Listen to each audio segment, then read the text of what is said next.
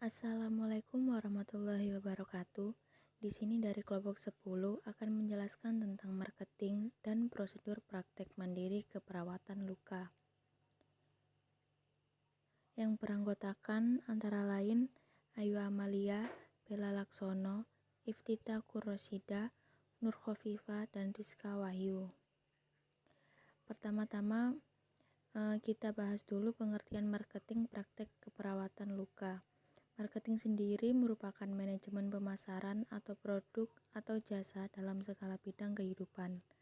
Pemasaran dalam konsep perawatan luka bukan berarti memasarkan suatu bentuk produk pada klien, namun memberikan jasa layanan keperawatan atau kesehatan dan menerima imbalan atau upah atas dasar kesepakatan kedua belah pihak atas jasa yang telah diberikan. Kemudian tujuan marketing praktek perawatan luka sendiri memiliki 4 tujuan. Antara lain yang pertama, meningkatkan pelayanan kesehatan di bidang perawatan luka dengan tenaga profesional.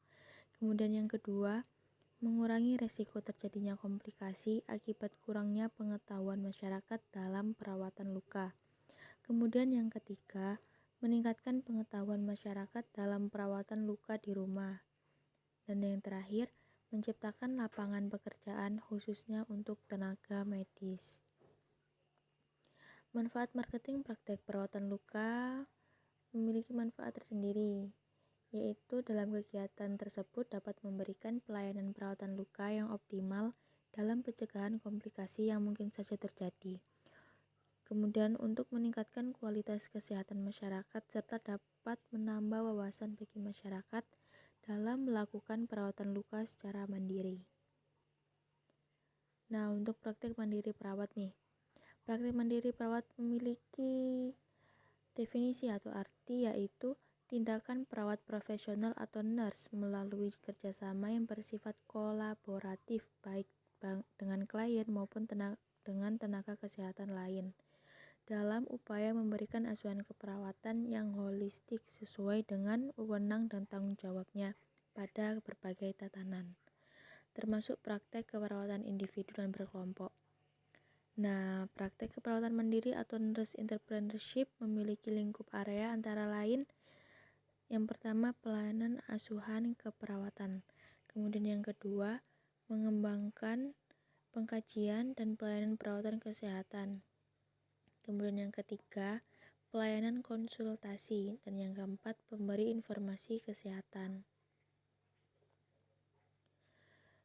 Berdasarkan Keputusan Menteri Kesehatan Republik Indonesia Nomor 279 Menkes SK 4 2006, perawat dapat menjalankan perannya antara lain dalam upaya promotif. Perawat dapat melakukan penyuluhan atau pendidikan kesehatan, memberikan konseling keperawatan, dan ikut serta melaksanakan dan memonitor kegiatan PHBS. Kemudian, dalam upaya preventif, perawat dapat mengidentifikasi keluarga rawan kesehatan atau keluarga miskin dengan masalah kesehatan di masyarakat, serta mengidentifikasi faktor-faktor resiko terjadinya masalah kesehatan, baik di kelompok khusus maupun di suatu daerah. Kemudian yang ketiga dalam upaya kuratif atau pengobatan, perawat dapat melakukan dan memberikan asuhan keperawatan pada pasien kunjungan baik direct care maupun indirect care, serta memantau keteraturan berobat sesuai program pengobatan dan melakukan kunjungan rumah sesuai rencana perawatan. Dan yang keempat, yaitu dalam upaya rehabilitatif, yaitu pemulihan kesehatan bagi pasien yang dirawat di rumah maupun kelompok-kelompok tertentu yang menderita penyakit yang sama. Setelah itu ada prosedur membuka praktik rawat luka. Nah, untuk syarat-syarat sebagai perawat dalam membuka praktik mandiri rawat luka antara lain yang pertama, yaitu perawat berpendidikan vokasi dan profesi. Kemudian yang kedua, perawat yang memiliki surat tanda registrasi atau biasa disebut dengan STR. Kemudian yang ketiga, perawat yang memiliki surat izin praktek perawat atau SIPP.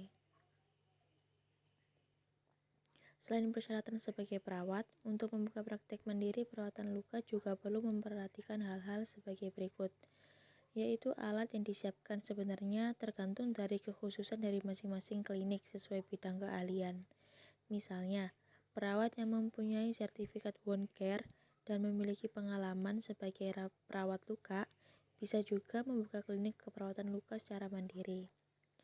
Nah, sementara itu fasilitas dasar yang harus ada pada praktek perawatan luka mandiri yang pertama yaitu perlengkapan untuk tindakan asuhan keperawatan dan kunjungan rumah seperti alat untuk mengukur TTV, timbangan, meteran badan, alat untuk mengukur gula darah, asam urat, dan kolesterol.